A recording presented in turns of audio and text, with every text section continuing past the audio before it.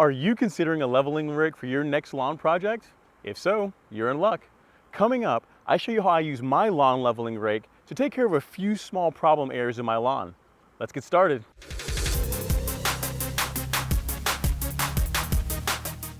Hey YouTube, welcome to Project Golf Course Lawn Season 5. So in this episode, I'm going to talk about how I'm going to use my leveling rake to clean up a few small areas that I'm having a few concerns about in my lawn. So if you take a look at the turf overall, you'll see that overall it looks pretty good. The color's pretty even. There's not, a lot of seed head action or anything like that. But if you look here, if you look at this particular spot, like right in here, right, you'll notice that seed heads are very much a thing. If you look in here, there's quite a bit of seed head issues, all in this particular spot, just in this one spot. Now here's the thing. I recently applied plant growth regulator, which is typically a really good tool that you can use to suppress seed head growth. If you didn't know this, but seed heads are typically a response from the turf when it feels stressed. So in Georgia, we're starting to get some more heat, right? So more heat introduces more stress into the turf, and the plant begins to produce seed heads as kind of a survival tactic. If you look at the rest of my lawn, you can see that the PGR is doing a really good job suppressing seed heads. You're not really seeing it anywhere else, except for this one area here, the one area I'm showing you guys. So what's unique about this area is that it's a higher part of the lawn. So the lawn kind of starts here and then it moves off that way. So it's a higher spot of the lawn, but if you also look, in addition to the seed head, the color and everything, just this portion of the grass just isn't quite as good. So what I'm going to do is I'm going to apply, do a light top dressing to this area, put some fresh soil, some fresh organic material into this area, level it a little bit. It's not completely level, so it gives me a chance to level the lawn a bit, but really, I'm really doing this just to apply a little bit of organic material, fresh organic material to this part of the turf, and see if I can help the grass kind of, manage that stress a little bit better. So what I'm going to do now is I'm going to put the camera on a tripod. I'll talk you guys through the process I'm going to use. I mean, using a leveling rake is not super complicated, but there's a few things that you probably would want to know that will help you get a really good result, and I'm going to share that with you. Stay tuned. Okay, YouTube. So as I said earlier, I'm going to apply some top dressing material to this part of the turf. Some things you're going to need to be able to do this is obviously some top dressing mix. So what I'm using here, if you guys want to take a look, I'll see if I can get it on the camera. What this is a mixture of river sand and organic material, so like topsoil and river sand. So it's about a 70-30 mix, so 70% sand and then 30% organic material just to kind of feed the turf a little bit. So you're gonna wanna use some kind of blend of sand and organic material. And then I'm going to be using the leveling rake. So this I got from R&R Products. This is their 40-inch rake. I'll put a link in the description of where you can pick this up. And then on Amazon, there's also an alternative. If you want a slightly smaller one, they make a 30-inch one that I'll also link as well. So you have an option between, whether you want to go with this one or the one that Amazon sells that's a slightly smaller unit. So to get started with this, what I'm going to do is I'm just going to spread some of the top dressing mix throughout here, and I'm going to use the rake to work it in. So what we're going to do is we're just going to take the bucket and just kind of start putting it down on the areas that I'm trying to address. And again, you don't have to be super precise with this because the rake is going to help us really spread it out. So as you can see, full bucket down, and you're going to want to keep a shovel around, and I'll show you why here in a second.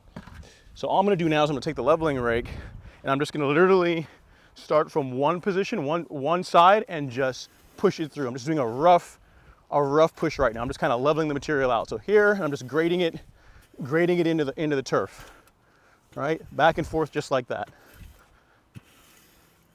Just like that. And then I'll come from this side. You want to go a little bit deeper here. Just spot here. There we go. And I'll come from this side and push it all back this way. So you can see how that's working. And what you're noticing is because this has grates, it allows the excess material to kind of move up and be pushed down while also working the material into the turf. So it's a really, really cool device. I wish I had it when I did the top dressing of the rest of the lawn. So I'll continue just working this around here, as you guys can see, just like that. Just like that. Just keep working it into the turf, and because this is 40 inches wide, it's going to create a relatively level surface on the soil. So keep going back and forth here. And what you'll start seeing with this, and I want to show you guys this, let's hit this up close. As I push, a lot of the sticks and small stones and pebbles and things like that, things that I don't want to stay in the grass, are being pushed to one side with the leveling rake, which is kind of nice in the sense that what I'm left with on the turf is just freshly top dressed turf with nothing, no sticks or anything like that that might damage or dull the reel mower. So that's one big advantage to these guys, is they do a really nice job leaving only the top dressing material behind, but not any of the other stuff that you don't want, the organic material that you don't want, that can possibly damage your mower. So as you're seeing here, less and less sand is being dropped out, and what I'm ending up with is just the sticks and stones and chaff and other things that I really don't want on the lawn. So what I'm going to do now, I'm going to go back and grab my bucket one last time. I'll push it this way so you guys can see. I'm going to grab my bucket with that shovel, and I will scoop all this up. So I'm just gonna take my bucket and all this extra stuff, which is like sticks and little tiny rocks and stuff like that, stuff I don't want to be in the turf. I'm just gonna scoop that, almost like that waste material in here, and then discard this, right? Because I don't want this stuff.